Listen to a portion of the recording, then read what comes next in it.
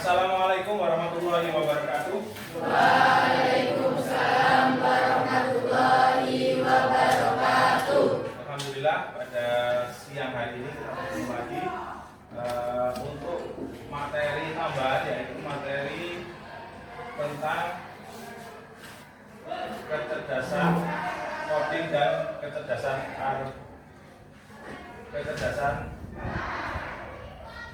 artifisial atau mata pelajaran KKA.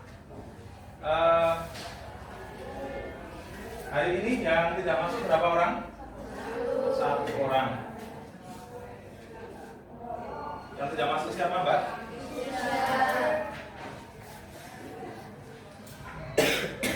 Nomor absen?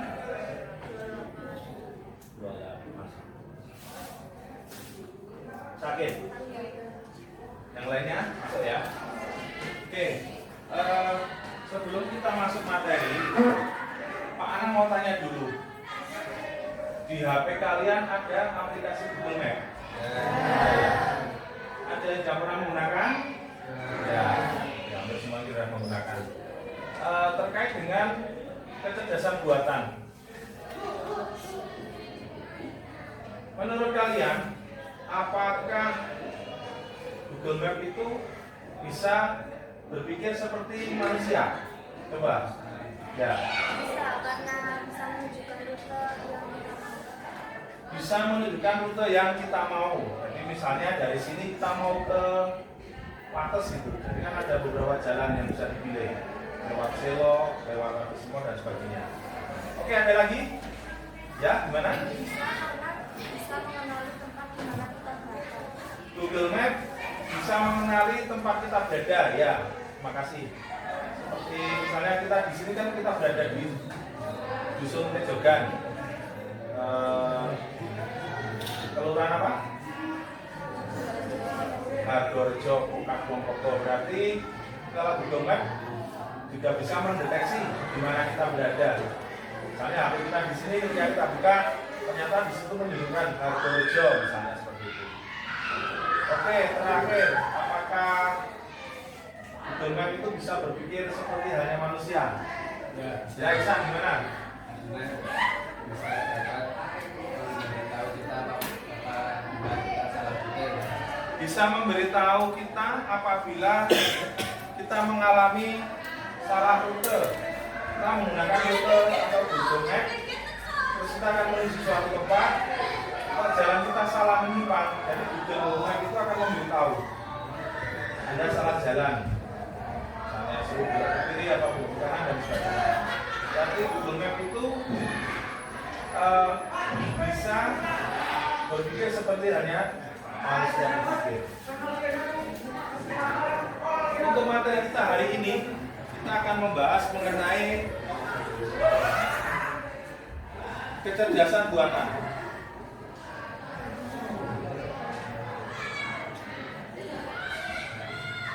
Atau dalam bahasa asingnya artificial intelligence.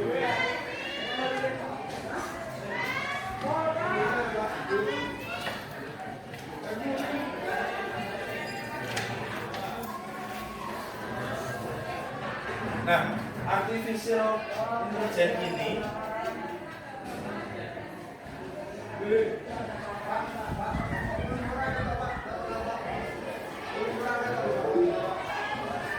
adalah kecerdasan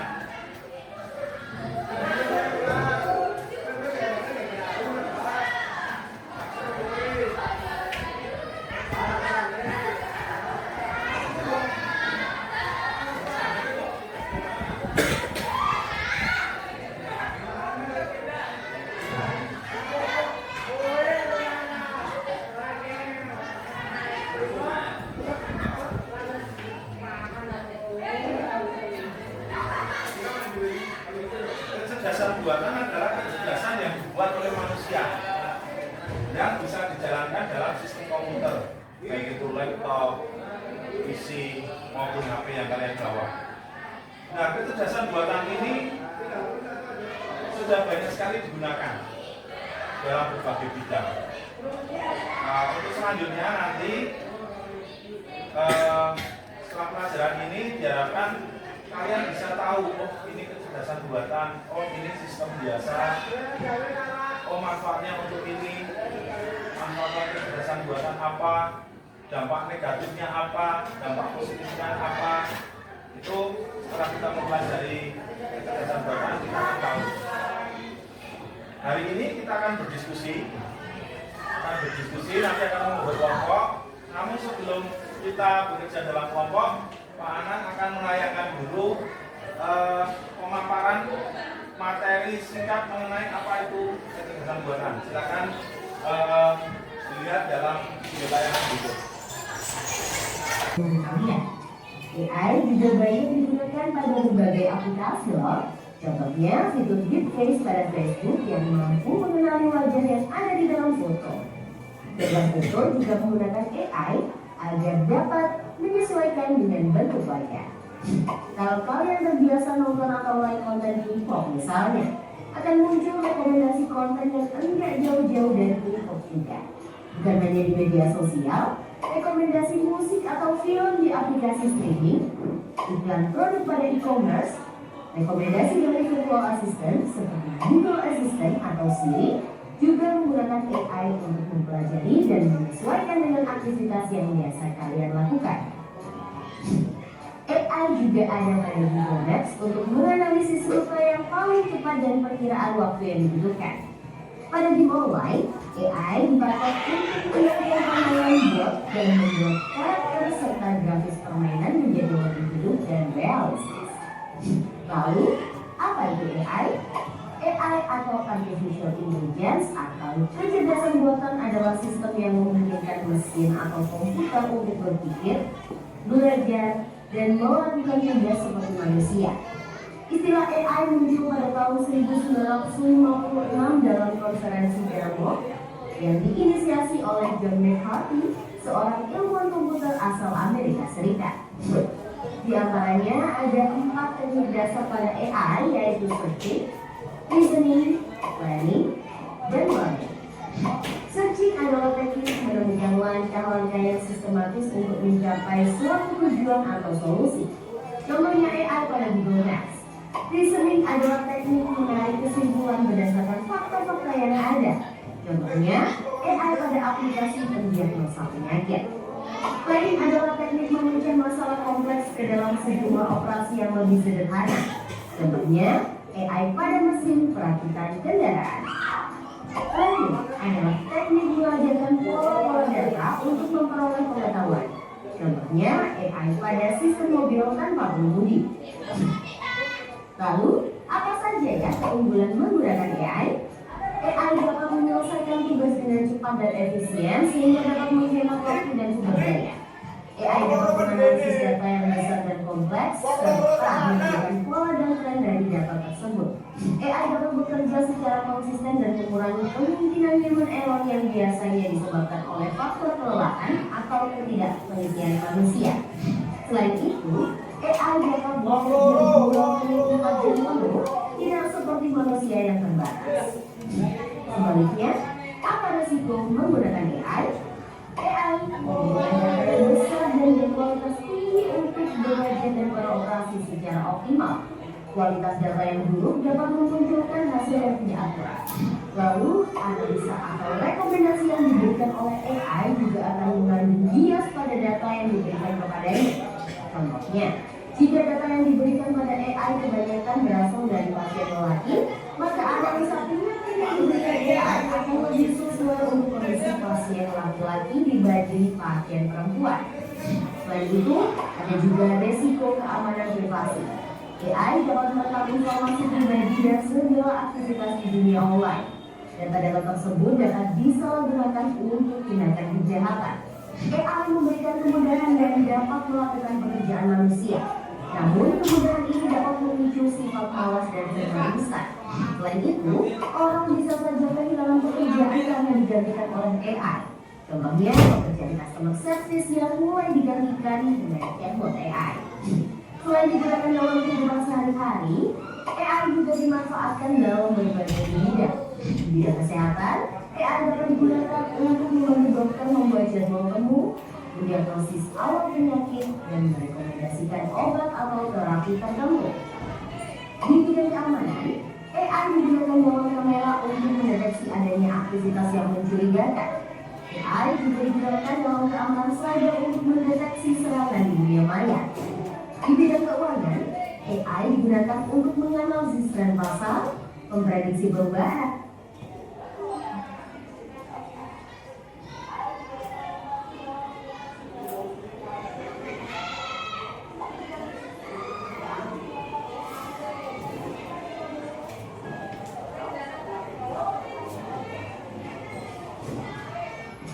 Di bidang otomotif, AI digunakan pada mobil untuk mengenali rute dan menghindari tabrakan. Pabrik otomotif juga menggunakan AI agar proses produksi menjadi lebih efisien dan terjamin kualitasnya. Di bidang logistik, AI dapat merencanakan rute pengiriman yang paling efektif sehingga mengurangi biaya operasional dan waktu tempuh. Di bidang pertanian, AI digunakan dalam memantau kondisi tanaman, mengendalikan hama dan penyakit tanaman, serta memprediksi hasil panen.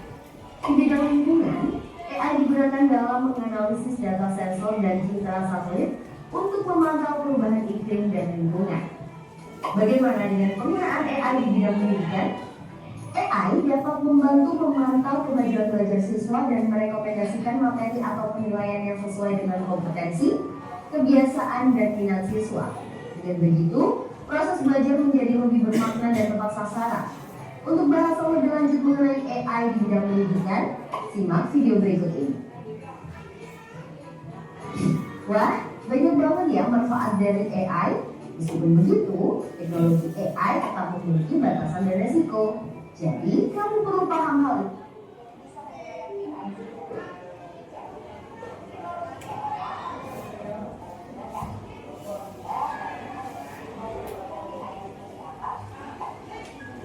Pengalaman dan idemu di kolom komentar. Jangan lupa untuk like. Oke, itu tadi pengantar dari materi AI, yang mana AI digunakan di banyak bidang kehidupan kita sehari-hari, dari sektor pertanian, kesehatan, pendidikan, dan lain sebagainya. Nah, selanjutnya kita akan berdiskusi mengenai penerapan AI ini. Nanti membuat kelompok. Setelah kelompok yang ada, nanti Pak Anang bagikan LKPD untuk dikerjakan secara kelompok, dan setelah nanti selesai nanti bisa kita diskusikan. Untuk diskusi waktunya sekitar 10 menit ya. Maka nanti dibaca materinya, terus LKPD yang ada dikerjakan sebaik-baiknya. Nanti kalau sudah, dari pertanyaan yang ada dalam LKPD itu, nanti masing-masing kelompok menjawab. Dan kalau ada kelompok lain yang berbeda atau melengkapi, silakan. Seperti itu ya. Oke, baiklah, silakan membentuk kelompok. Silakan digeser mejanya, Pak Anang membagikan LKPD-nya.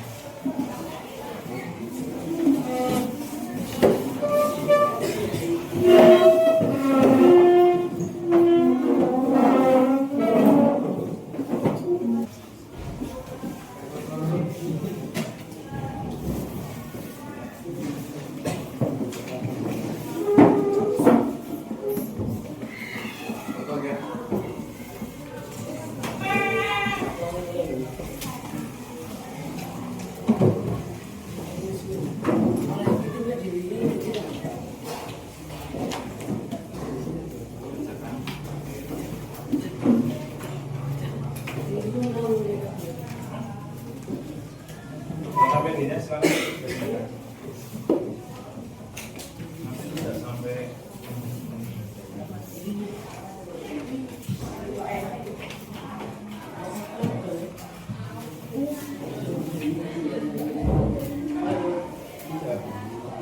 dari LKPD yang ada, sudah kalian terima itu, silakan lihat di poin D, yaitu tugas diisi, ditulis di situ. Karena ada 4 pertanyaan, Silakan masing-masing menjawab. Satu kelompok dibagi, kamu nyari jawaban ini. Oke, jelas tugasnya. Silakan dikerjakan dulu KPD-nya.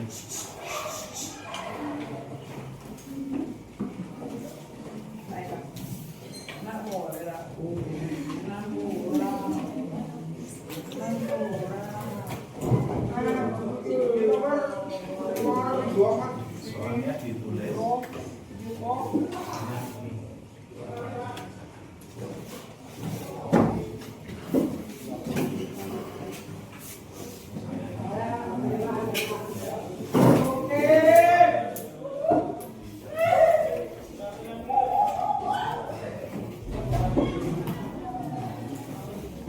Bahasa ini saya langsung.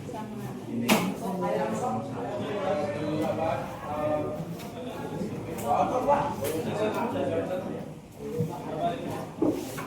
Terus soalnya ditulis. Misalnya nomor 1 eksamen, nomor 2 siapa, nomor 3 siapa, biar cepat. Soalnya ditulis.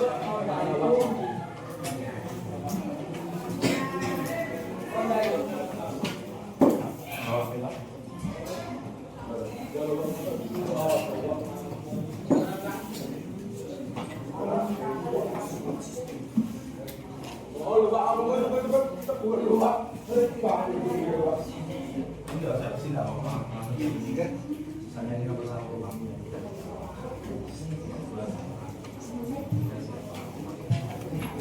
Ini masing-masing nulis soalnya. Misalnya kamu nomor 4. Nulis soalnya.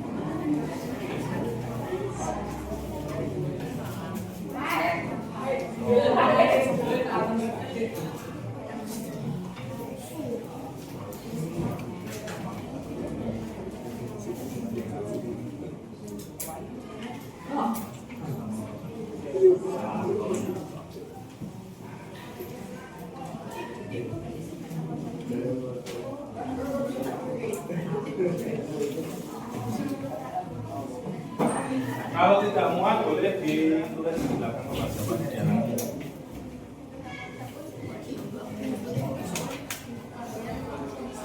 Kelompok yang lainnya sudah mulai bekerja di sini mulai. Ya. Eko.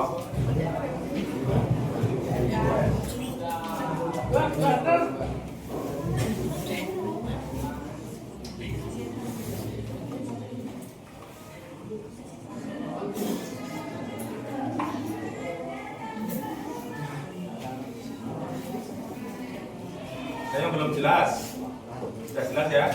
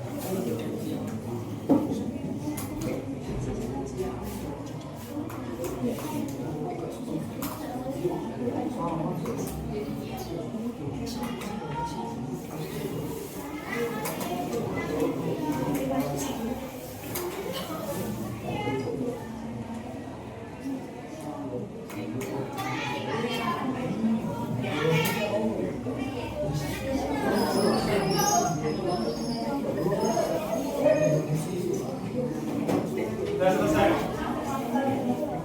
Sudah selesai diskusinya?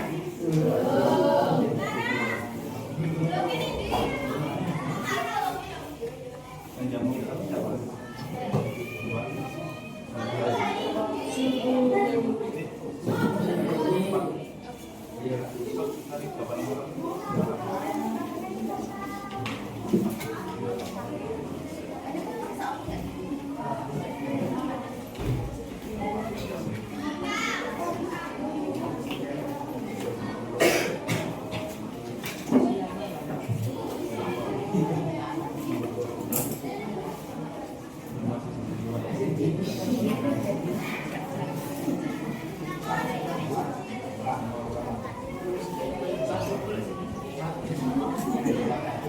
Hah?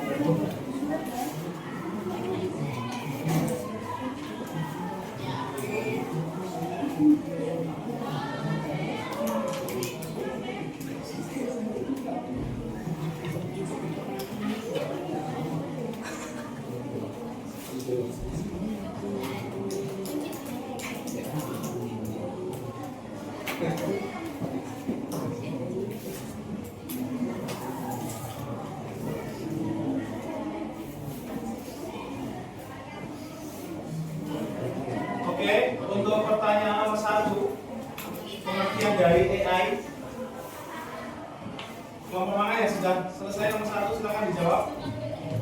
Kelompok mana atau panah tunjuk? Ini kelompok 1 ya. Atau kelompok 3? Ya. Silakan berdiri. Apa itu AI? Nanti Pak Anan akan di sini ya. Hai. Tuliskan dengan singkat pengertian kecerdasan buatan AI menurut pengetahuan kalian. Jawaban AI menurut AI adalah kecerdasan yang dibuat oleh manusia dan dijalankan oleh mesin atau komputer. Dan dibuat oleh manusia dan Yang dijalankan mesin atau komputer.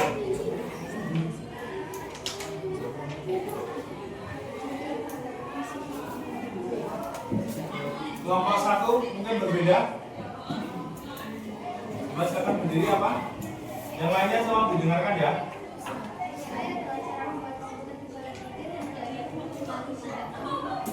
Cara membuat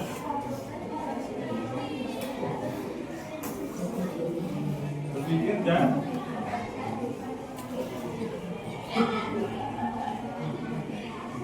oke. Jadi dari nomor 1 AI itu adalah cara membuat komputer bisa berpikir dan belajar seperti manusia. Ada yang berbeda lagi? Sudah tidak ya? Oke.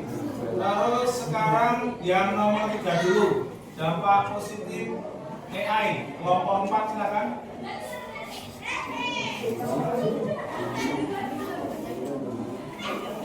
Berdiri silakan. Yang lainnya tolong dengarkan biar bisa dengarkan dari sini Pak Guru. Dampak positif AI. 1. Meningkatkan efisiensi dan produktivitas. Meningkatkan efisiensi dan produktivitas. Nomor 2. Kemajuan dalam kesehatan dan pendidikan. Terus lainnya?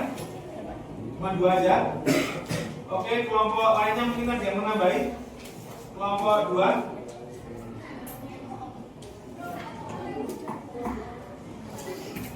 Sama atau ada yang berbeda? Oke, silakan. Apa disampaikan ke kawan-kawan?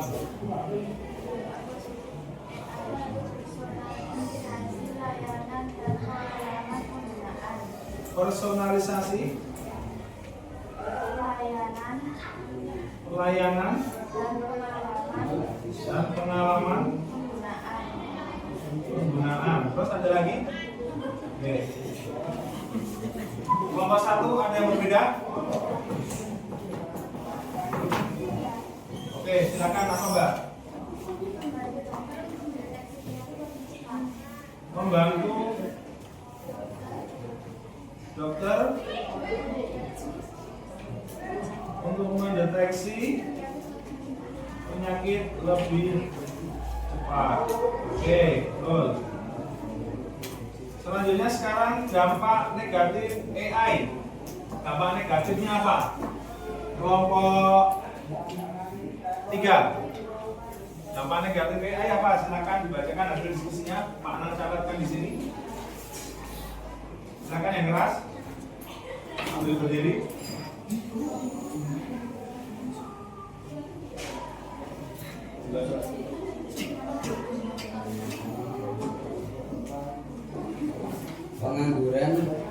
Pengangguran struktural akibat otomatisasi, ancaman privasi data dan potensi penyalahgunaan informasi pribadi. Ancaman yang kedua, Ancaman privasi data dan potensi penyalahgunaan informasi pribadi.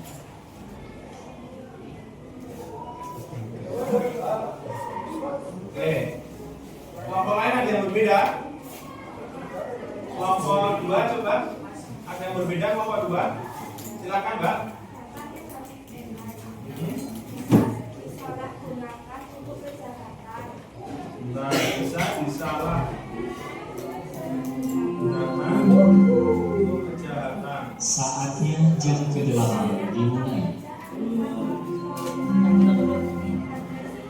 It's time to begin the 8th lesson. Sudah belajar? Oke. Sekarang penerapan AI kelompok 1 di bidang apa?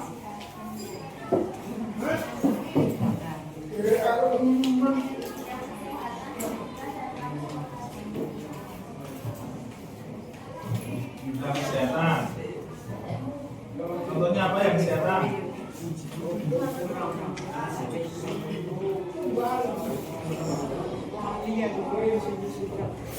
Belum dokter. Ini untuk konsultasi ya. Untuk konsultasi kesehatan dan obat. Terus kelompok lain ada yang nambahkan bidang yang lainnya. Kelompok 4 bidang apa Mbak? Bidang pendidikan. Contohnya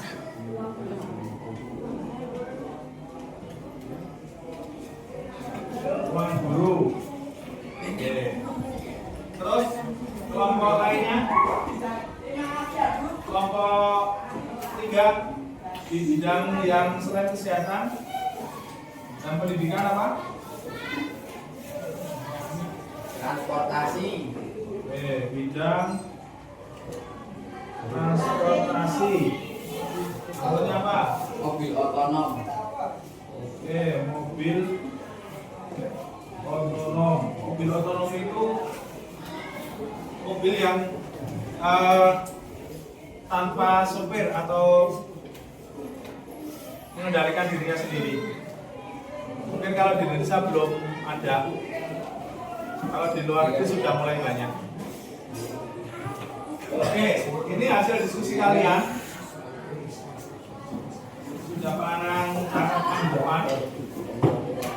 Dari pengertian AI, contoh penerapan AI, dampak positif AI dan dampak negatif AI. Sama-sama.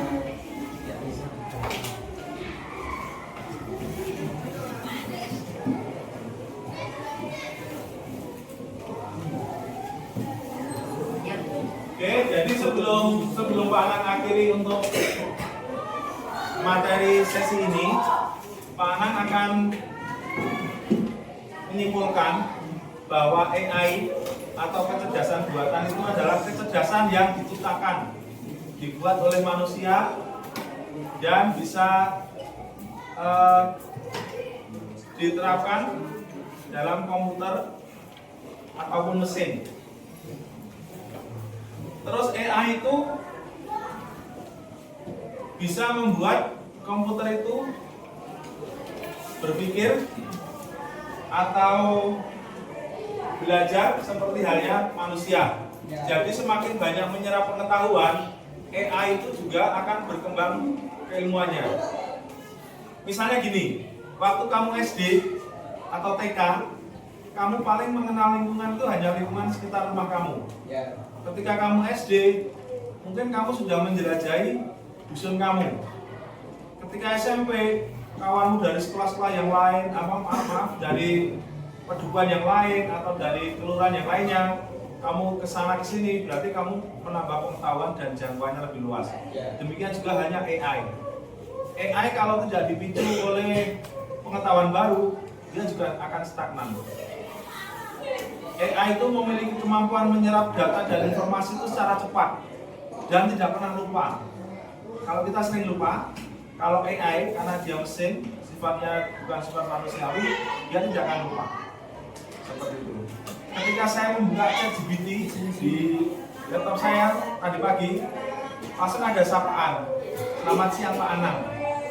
Padahal mungkin saya kenalan dengan ChatGPT sudah 2 tahun yang lalu. 2-3 tahun yang lalu saya sudah kenalan dengan ChatGPT. Tapi saya tidak tahu cowok apa cewek. ChatGPT tidak punya kelamin ya. Oke, seperti itu. Terus selain itu, manfaat dari AI itu banyak sekali. Di sektor pendidikan, kamu bisa lebih mudah mencari materi pelajaran. Di sektor kesehatan, kamu bisa konsultasi gratis.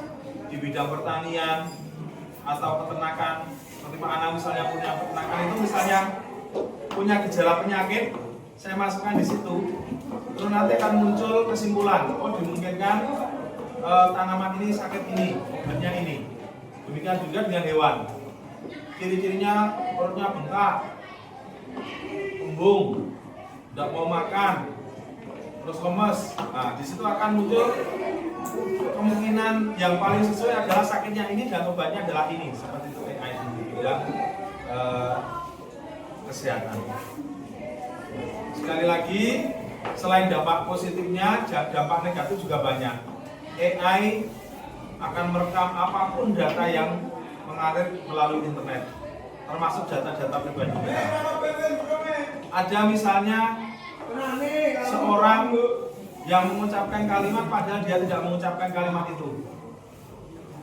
Misalnya menggosipkan orang, memfitnah orang, padahal yang bersangkutan tidak ngomong seperti itu. Hanya wajahnya dibikin video seolah-olah bibirnya itu mengucapkan seperti itu. Itu salah satu dampak negatif dari adanya AI ini. Oke, sekali lagi AI ini adalah kemajuan teknologi yang mana kita semakin hari dituntut untuk semakin familiar, semakin sering menggunakan, sering berinteraksi, maka kita harus hati-hati dan bijak dalam menggunakan AI. Jangan disalahgunakan untuk hal-hal yang tidak baik. Oke, baiklah, sebelum kita akhiri untuk sesi hari ini, ada yang mau ditanyakan? Sudah jelas ya materinya? Ya. Selain yang Pak Anang bagian tadi, kalian bisa baca materi-materi itu melalui Google dan sebagainya. Terus tugasnya, ada sedikit tugas. Pak Anang pengen tahu jarak rumahmu dengan ke sekolah menggunakan Google Map. Nah, jadi nanti kalau udah di rumah, kamu buka Google Map, terus kamu screenshot, oh jaraknya sekian. Kalau jalan kaki sekian, kalau naik motor sekian, kalau naik mobil sekian, seperti itu. Demikian untuk sesi hari ini, semoga bermanfaat. Banyak salah Pak Anang dalam menyampaikan materi, mohon maaf. Pak Anang akhiri, assalamualaikum warahmatullahi wabarakatuh.